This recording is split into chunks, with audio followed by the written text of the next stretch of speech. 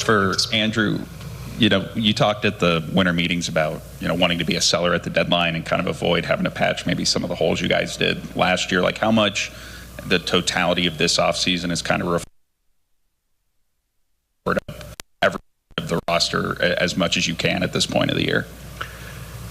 Yeah, I mean, we've talked about this a lot. Obviously, our goal going into each year is to win a championship. And as we've gotten into years, some years we've had to be more aggressive in July, some years not as aggressive. But the one thing that has stood every year is it is the worst time to try to add players. And so for us going into this offseason, it was, let's do everything we can on the front end. Let's be as aggressive as we can be and be in a position where we don't have to go to market in July. Obviously, things can happen and you never know, but that's our game plan, and it's to have a really talented team as we head into spring training, give that team a chance to gel and bond together and not need to go to market in July, where prices are 2x what they are other times.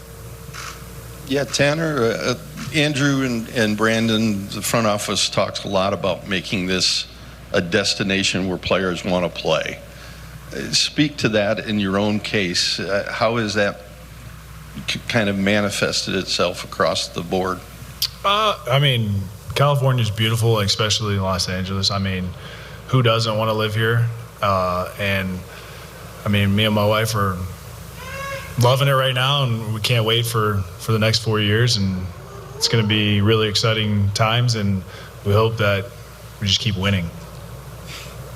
Me too. I just don't know which mic to speak in, so it's like. For any of the three of you guys, obviously you guys have kind of not had like a designated closer per se the last couple of years. Obviously getting somebody like Tanner who has that track record, do you envision using him in more of a designated closer role, or do you kind of foresee doing the same thing you guys have the past couple of years when it comes to that spot?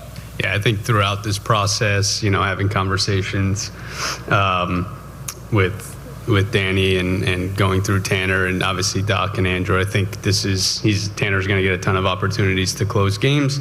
But the biggest thing is how it all fits together to handle the back end. So, I think the main focus will be how best do we put together that bullpen down the stretch for Doc to figure out how he's going to deploy guys. But we anticipate Tanner getting a lot of saves. And not surprisingly, Tanner's mindset is, I just want to win, whatever that looks like. And I think just speaks to who he is as a competitor and how much he wants to win and how much that fits into the culture in our bullpen, and just what he's going to add to it.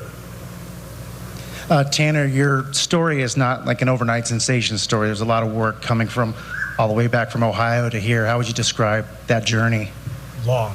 It was a long journey, and I'm very grateful for the journey. I think it really helped to define who I was in a way.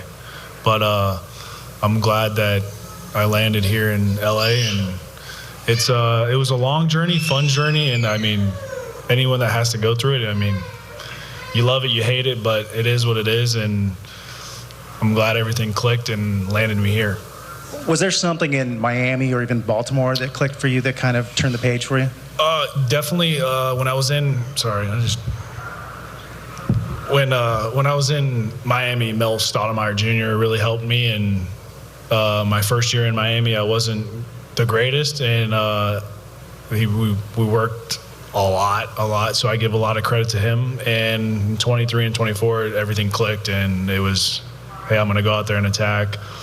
I just want the ball. I want to win, and that's my mindset every single day. Hey, Tanner, I'm just curious, your last year started in Miami, you go to San Diego, you're here now. How much of a whirlwind have the past kind of 6 months felt like for you? It was a lot, but I'd rather it be a lot, and it was really positive. My time in Miami was great. My time in San Diego was great. We didn't want to play the Dodgers because they're a good team, and then thankfully they offered me, and I'm here now, and it was a great time at both those places, but I'm happy where I'm at now.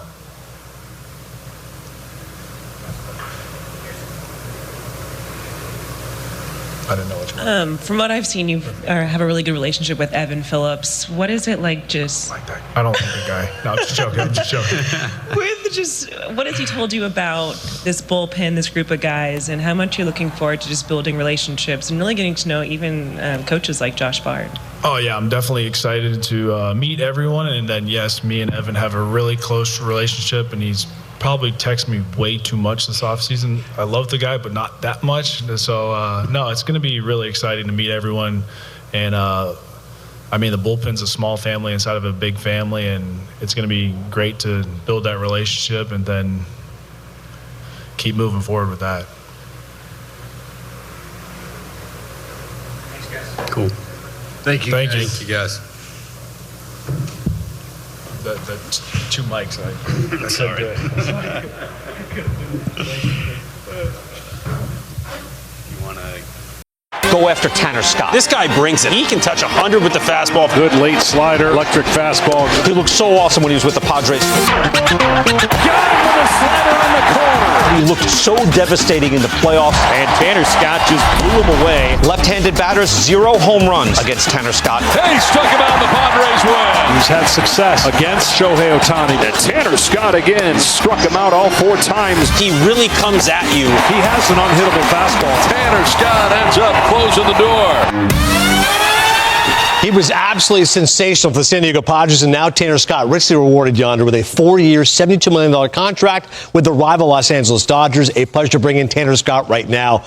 Tanner, true or false? The reason that you ended up signing with the Dodgers is because of the fact that you just dominated Shohei Ohtani so much they realized they had to have you, right? No. I was tired of facing him. I wouldn't think that. I don't think he was tired. He was just pumping heaters. Ohtani had no chance. But I will take you into this, Tanner. This is Yonder Alonso, and I wanted to ask you, the ability to take the ball every single day, man, where does that come from? Did that come more when you were in the minor leagues that you wanted to take the rock every time, or was it something that once you came into that winning mentality, whether it was with the Marlins in that short stint in the postseason and then with the Padres, where it felt like, hey, we can win every single night. Give me the rock. Where does it come from? It started in Baltimore when I was there, but definitely took over when I was in Miami, and especially when I had Skip Schumacher. He would be like, "Hey, you're down today." I'm like, "Hey, can we change that? I want to pitch. I want to put us in the best opportunity to win." Because the biggest thing that I want to do is just win. I don't care when I pitch. I just want to win, and I'm always like ready to go. Red Bull or Gatorade Fast Twitch in my hand, ready to full launch. Right to it. I really like that. And take me through when you got traded, right, to San Diego. Your walk ratio was split in half. Even when you were in San Diego, was it something mechanically that you did, or was it, maybe perhaps Ruben Nieblas, or perhaps just the environment that you were in? Take me through that. What changed for you? And obviously, moving forward, you're going to be a guy that they're going to rely on with the Dodgers. I would say probably just the mindset. I mean, I knew I was going to pitch often and a lot, and the best way to be able to pitch the next day and the following day is limit your pitches. And if you attack a hitter and it's 3 pitches or less, then you have a better chance of pitching the next day. And I'm a guy that wants to pitch every single day, and it's like an addiction in a way that I just want to be on the mound. Yeah, that's great. An addiction to be out there just dominating right now. It's interesting, Tanner, when you look at your career, you were inconsistent with the Orioles and the Marlins, but a lot of swing and miss. And then 2023 and 2024, you became one of the best in the game. What changed? I started using Tread Athletics out of North Carolina, and I was talking to the guys, and Tyler Zombro, when he was with Tread, really helped me and was able to simplify certain things, and I just took it and ran with it, and it's been a huge turning point in my career. You also averaged 97 miles per hour with your fastball, and it averages third in baseball in terms of spin. One of the best fastballs in the game. How has that become such a weapon for you? I just trust it and throw it. I mean, I don't try to do anything special with it. I'm just, in a way, grip it and rip it, but not really grip it and rip it, but essentially grip it and rip it. I like that. Tanner, take me through the process this offseason. How did it come about? When did you know you were going to be a Dodger? Or did it just slowly progress into you saying, okay, this is the place I want to be. This is the home. These are the right guys for me to not only just succeed in the next 2 or 3 years, but also just being able to play in the postseason? It was they were the first ones to contact me and get on a call, and that right there shows you like they want you in a way. And my wife even took notice of it, and then it was a slower process. The next thing you know, it just picked up, and I've never heard anything bad, even from like the family side, the player side. And the biggest thing is when you're playing, you want your family taken care of. So you don't have anything to worry about. And they're a winning team, and they have a great lineup. They have a great pitching staff. It's going to be fun. And how about, again, that pitching staff, some of those names on that roster, the names at Dave Robertson's disposal. What is it like for you to look around and go, you know what, I'm a good player, but I've got lots of great talent around me as well? Doc definitely has some weapons this year, so it's going to be fun to see. And I'm ready for the phone to ring whenever. And speaking of, as far as, star players to be with, how about the offense in that team? Have you spoken to the Dodgers yet, be it Ohtani, Mookie Betts, Freddie Freeman, any of the pitchers? I haven't talked to anyone yet. I am close friends with Evan Phillips, so I was like, hey, we're going to be throwing partners again, because we used to be throwing partners in the offseason. I've known him back from Baltimore, so we've been texting quite often, and it's going to be fun to reunite with him and get to meet everyone. You know what's going to be fun is when spring training comes around and the first day you're there, second day you're there, Shohei Ohtani saying, okay, guys, we're facing pitchers. And Shohei Ohtani's going to raise his hand and say, I want no part of that Tanner Scott. Enough of that. Never again. No, he's not going to do that. He's not going to do that. No. He's probably so competitive. Tanner's right. He's like, come on, man. I got you. I don't know what team is. You bring it again to me. Listen, Tanner, we love watching you pitch. You had an unbelievable last season, and you really do deserve this new contract. Best of luck with LA, man. Thank you. Thank you for having me, and thank you. Tanner Scott, one of the best relievers in the game. The guy's got filthy stuff.